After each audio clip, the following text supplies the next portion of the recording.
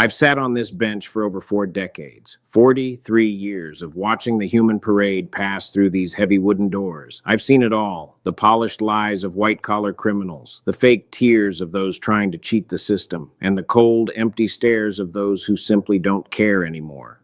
People often ask me, Judge, how do you know who's telling the truth? My answer is always the same. I don't listen to their mouths. I read their skin, their posture, and most importantly, the secrets hidden in the corners of their eyes. You see, the mouth can be trained to lie, but the nervous system is honest. It's written in the subtle twitch of a jaw, the defensive crossing of arms, or the way a man's shoulders collapse under a weight that isn't physical. On a Tuesday morning that felt like any other, a case was called that seemed routine on paper. Case number 4402. A series of unpaid fines, expired registration, and a failure to appear. Small things, the kind of things that usually indicate someone who is careless or thinks the rules don't apply to them. But the moment David Miller walked toward the podium, the air in the courtroom shifted. I felt it before he even spoke. You know that feeling when you walk into a room and you can sense the atmospheric pressure of someone's soul? That was David. He was a man in his late 50s, wearing a jacket that was clean but frayed at the sleeves, a jacket from a different decade, from a time when things were probably much easier. As he approached, I didn't look at his file, I looked at his face. This is where my study of human nature truly begins. I noticed the deep vertical furrows between his eyebrows, what we call the lines of chronic worry. These aren't just wrinkles. They are the physical scars of thousands of sleepless nights spent wondering how to survive the next 24 hours. His hands were trembling, but he wasn't trying to hide them. He held them behind his back, a posture of a man who had spent his life being told he was less than, a man used to being judged before he ever opened his mouth. When I finally asked, Mr. Miller, tell me why you haven't paid these fines, he didn't look at his lawyer for an excuse. He didn't look at the floor in shame. He lifted his head and looked directly into my eyes. That was the moment. That was the split second where the entire trajectory of this case changed. In his eyes, I didn't see defiance. I didn't see the arrogance of those who think they are above the law.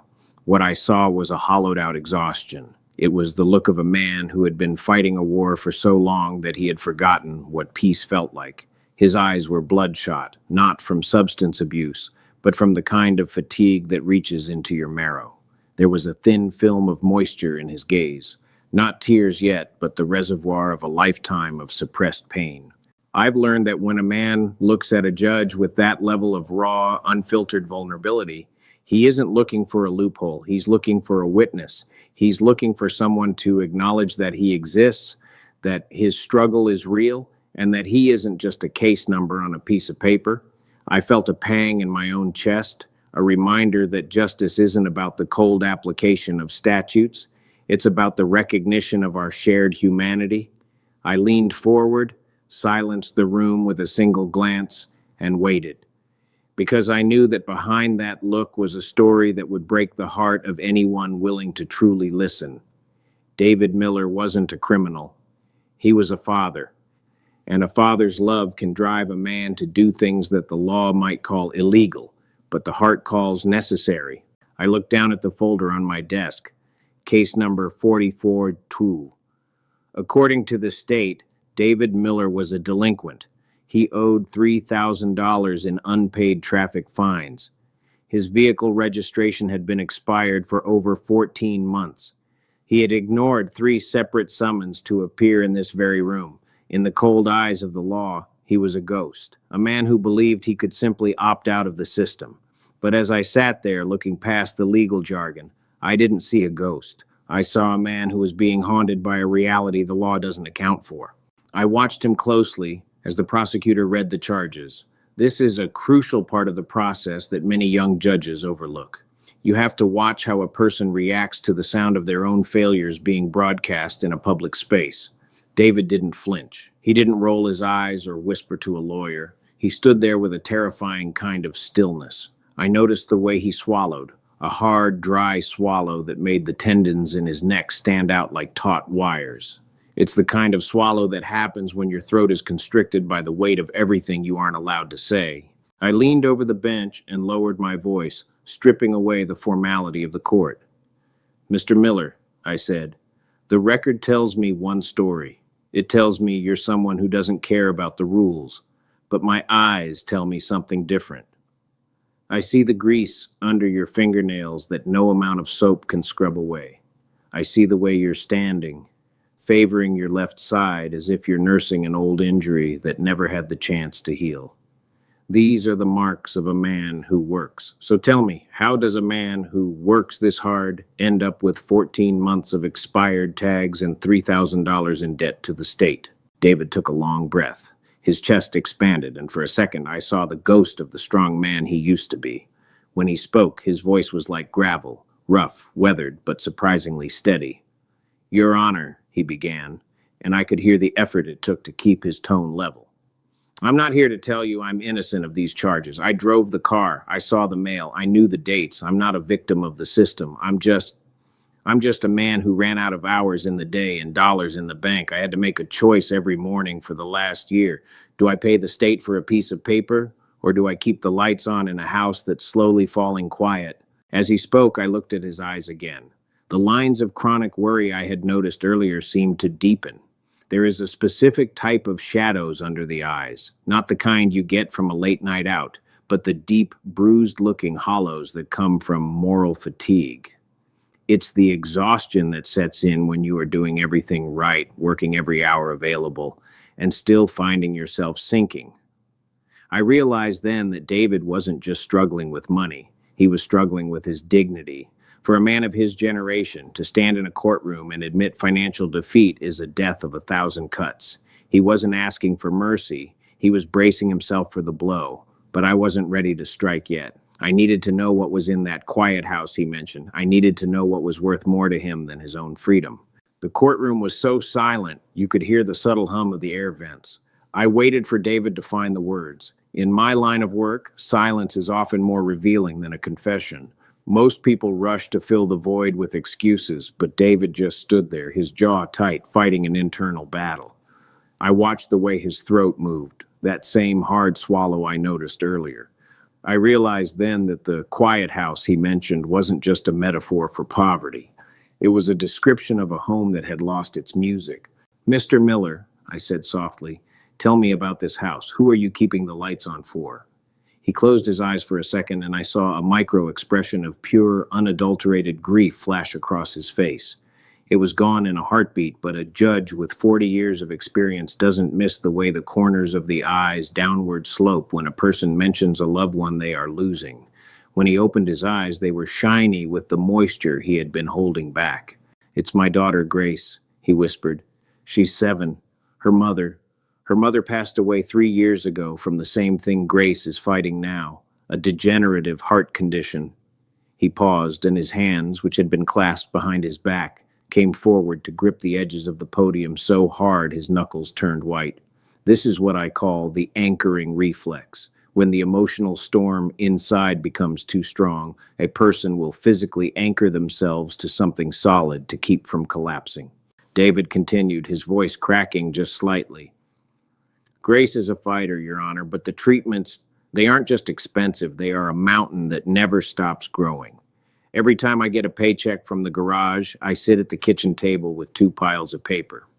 One pile is the rent, the electricity, and her medication.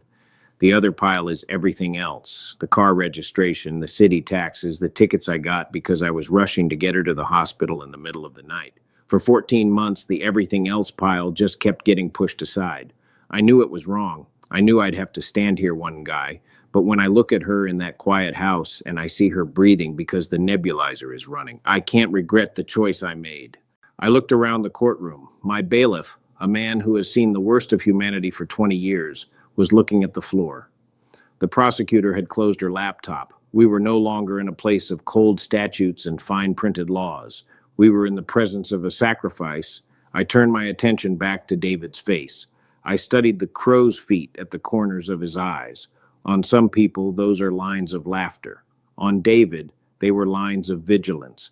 The marks of a father who stayed awake in the dark, watching his daughter breathe, terrified that if he closed his eyes, she might stop. You said you ran out of hours in the day, I noted, looking at the grease-stained creases in his palms. David nodded. I take every shift I can get. I work the floor at the shop until 6, then I do mobile repairs until midnight. But the car is how I get her to the specialists in the city. If I lose the car, if you take my license today, Your Honor, I don't know how I get her to her appointments. That's why I didn't come to court the first 2 times. I was scared. I was scared that if I walked in here, I wouldn't walk back out to her. This was the emotional Achilles heel, the emotional pressure point of independence. David wasn't a man who wanted a handout. He was a man who was terrified of losing the one tool that allowed him to be his daughter's hero. He had traded his legal standing for his daughter's survival. In the eyes of the law, he was a violator, but in the eyes of any parent, he was a man doing the impossible. I leaned back, my mind racing. I knew what the law required me to do, but I also knew what justice demanded. And in Judge Simpson's courtroom, those two things were about to collide in a way David Miller never expected. The silence in the courtroom was no longer just a pause, it was a physical weight. I looked over at the prosecutor. She was a young woman, sharp and usually relentless when it came to state revenue. But today her laptop was closed and she was looking at David Miller with an expression I rarely see in a government attorney: shame. Even the court reporter, a woman who has typed a million tragedies into her machine, had stopped her fingers. We were all caught in the gravity of David's truth. I turned my gaze back to David. I wanted to see if his story held up under the most intense scrutiny. The silence of a judge. Many people can maintain a lie through a speech, but no one can maintain a lie through a long, silent stare. I looked at the way he stood. He wasn't fidgeting. He wasn't looking around for sympathy. He was staring straight ahead, his eyes fixed on the seal of the court behind my head. I noticed the nasolabial folds, the lines running from the nose to the corners of the mouth. In David, they were deeply etched, permanent marks of a man who has had to grit his teeth against the wind for years. This is the physiognomy of endurance. It told me that he didn't just have a bad year, he had lived a life of putting himself last. Mr. Miller, I said, my voice echoing slightly in the stillness, the law is a blunt instrument. It doesn't have a heart and it doesn't have children. According to the statutes I am sworn to uphold, you are a repeat offender. The law says that if I don't punish you, I am failing my duty to the citizens who do pay their fines on time. It says that your daughter's illness, as tragic as it is, does not grant you a license to ignore the rules that keep our society functioning. I saw David's shoulders tighten. He didn't argue. He just nodded slowly, a tragic acceptance of the reality he had always expected. It was the nod of the defeated. He was preparing himself for the handcuffs. He was already calculating how he would tell Grace that Daddy wasn't coming home tonight, or how he would explain to the neighbor that they needed to watch her because he was being taken away. But I wasn't finished. I leaned even further over the bench until I was just a few feet away from him. But David, there is another side to justice. Justice is supposed to be blind, but it isn't supposed to be heartless. I've seen men with millions of dollars in the bank come in here and lie over a $50 parking ticket just because they didn't want to lose. And here you are, a man who has lost almost everything, standing here admitting to everything because you refused to lie about the value of your daughter's life. You didn't ignore these tickets because you think you're better than the law. You ignored them because you were busy being a father. And in my court, being a father is the most important job a man can have. I watched his eyes. The thin film of moisture I had seen earlier finally broke. A single tear escaped and ran down the deep furrow of his cheek, but he didn't wipe it away. He didn't want to break his posture. That's the pride of the provider. Even in his most vulnerable moment, he refused to let go of his dignity. I realized then that if I followed the letter of the law, I would be destroying the very thing the law is supposed to protect. A family trying to survive against impossible odds. The tu huyet of his pride was being touched, and for the first time in 14 months, David Miller wasn't alone in his fight. I was about to make a decision that would send shockwaves through the courtroom, and it all started with a look into a father's broken eyes. I looked down at the gavel resting on the polished wood of my bench. It is a small tool made of oak and finished with a dark stain, but in this room it carries the weight of 1,000 lives. For 43 years I have used it to signal the end of a story.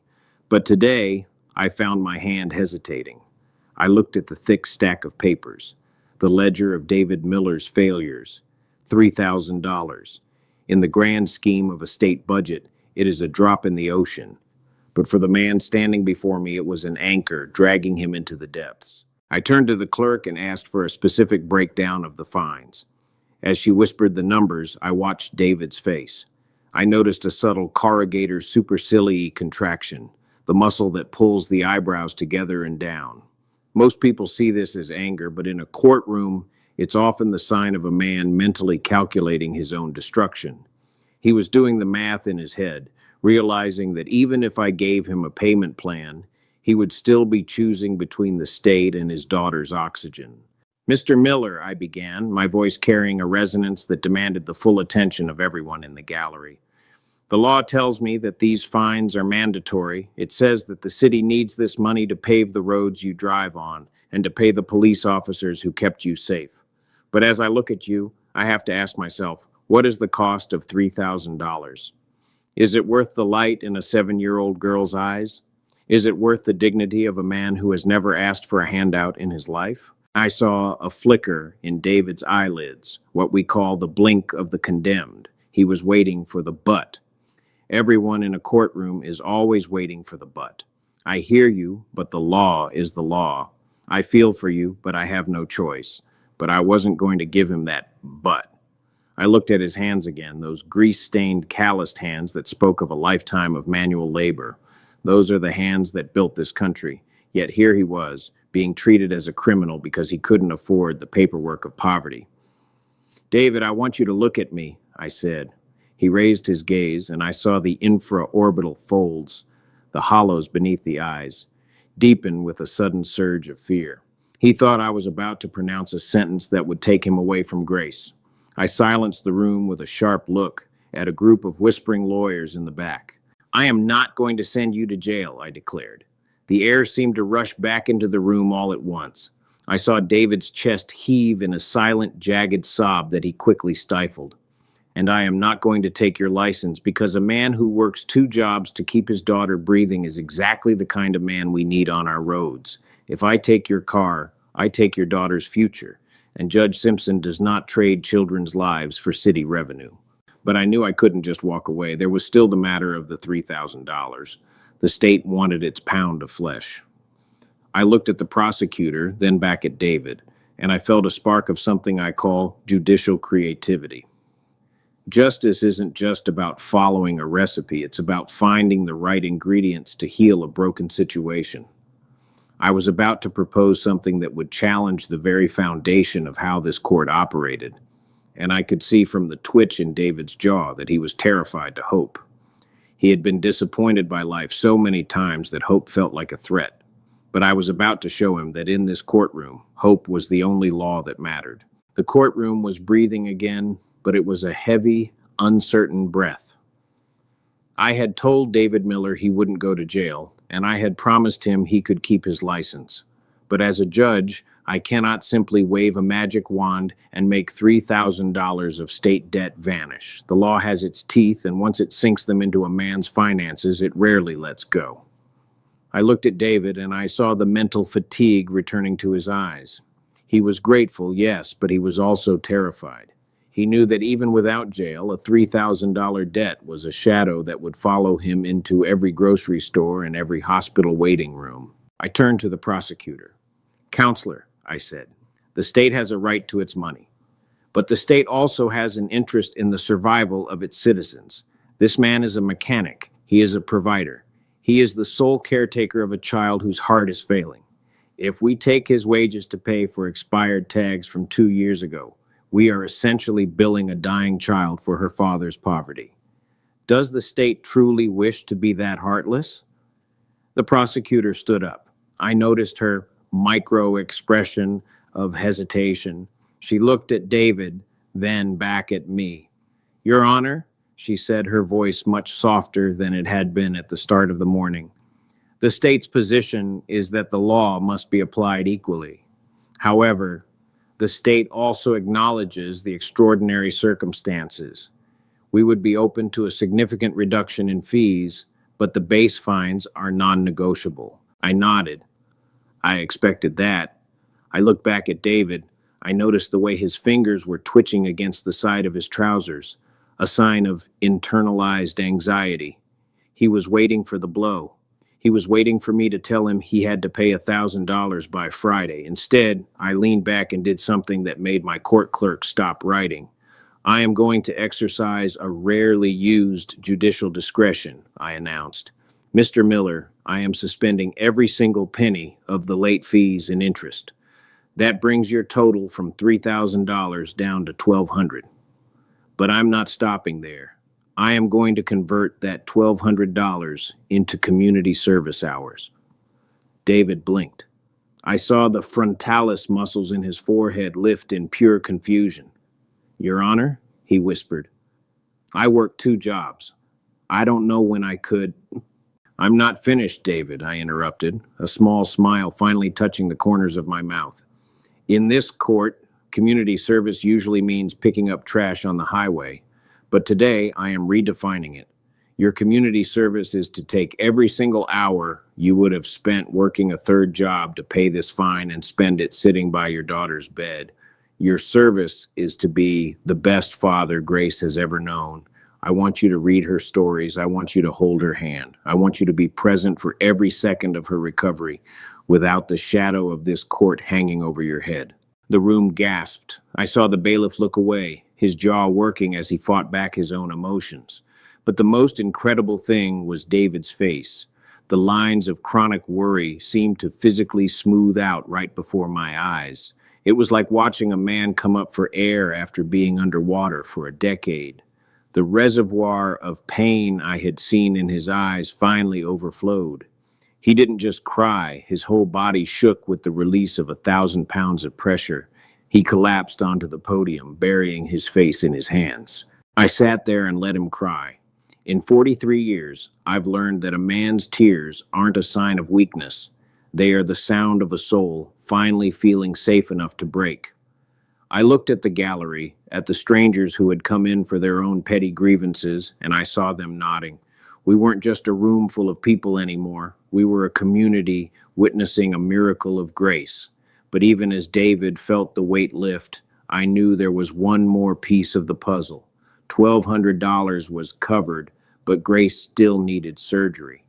And I was about to find out that the people in my courtroom had been listening more closely than I realized. As David Miller sat there, his head in his hands, the courtroom felt less like a hall of judgment and more like a sanctuary. I looked at the faces in the gallery. These were people who had come in today focused on their own problems, small debts, neighbors' disputes, minor grievances.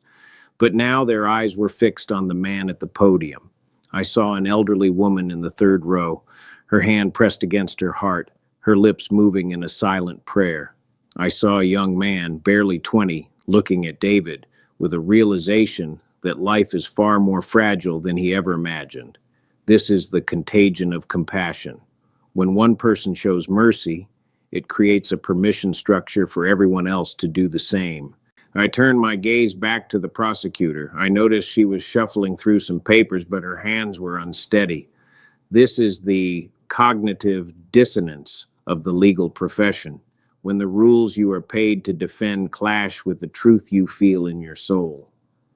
She looked up at me, and I saw a soft light in her eyes that hadn't been there when she was demanding the $3,000. She cleared her throat and did something that made the bailiff's eyebrows shoot up toward his hairline. Your Honor, she said, her voice trembling slightly, the state has a small discretionary fund for emergency victim assistance. It's rarely used for traffic defendants, but given the medical urgency of Grace Miller's condition, I would like to move that the court approve a $500 grant toward her upcoming surgery. It won't cover everything, but it's a start. The room exhaled, but the miracle was only beginning. In the very back of the room, a man stood up. He was a tall, rugged-looking fellow with a veteran's cap on his head. I noticed the lateral orbital lines around his eyes. the deep wrinkles of a man who has smiled through a lot of pain. He didn't wait for permission to speak.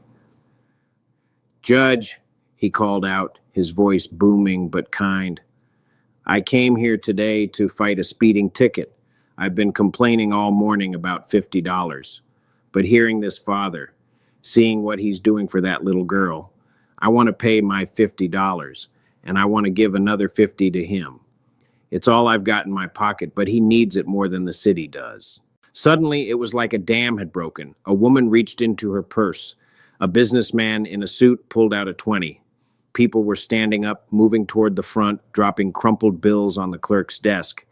This is the humanitarian pulse that still beats in the heart of our country, even when the world feels cold and divided.